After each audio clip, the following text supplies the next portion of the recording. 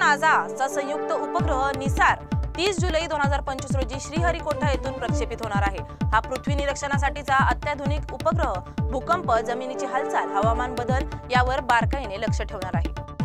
Quantum computing क्षेत्रात प्रचंड शक्यता असली तरी एरर कनेक्शन अत्यावश्यक आहे। वैज्ञानिक NISQ युगानंतरच्या अचूक क्वांटम संगणकासाठी एरर करेक्शन टेक्निक्सवर भर देत आहेत।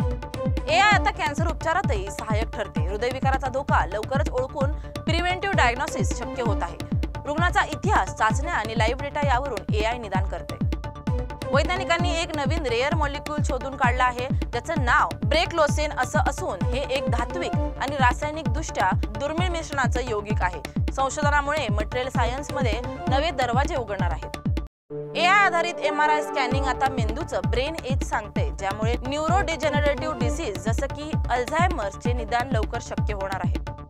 AI सर्व क्षेत्रांमध्ये क्रांती घडवते। आरोग्य, कायदा, वित्तीय व्यवहार, धोरण निर्मिती यामध्ये आता निर्णय घेताना AI आधारित सहाय्य वापरलं जाते। डिसिजन इंटेलिजन्स नावाचं क्षेत्र वेगाने वाढते। हायब्रिड कम्प्युटिंग इरा सुरू झाला आहे। यात क्वांटम, क्लासिकल आणि न्यूरोमॉर्फिक कम्प्युटिंग एकत्रितपणे वापरून अवघड समस्यांचं समाधान अधिक वेगाने व अचूकपणे केलं जाते।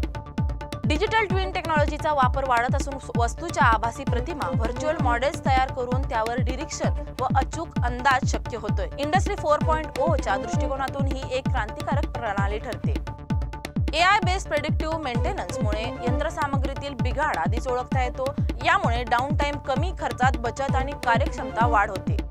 पोस्ट क्वांटम क्रिप्टोग्राफीची गरज आता जास्त जाणवते। क्वांटम कम्प्युटर्सचा शक्य हल्ल्यांपासून डेटा सुरक्षित ठेवण्यासाठी क्वांटम रेझिस्टंट अल्गोरिदम्स तयार होत आहेत।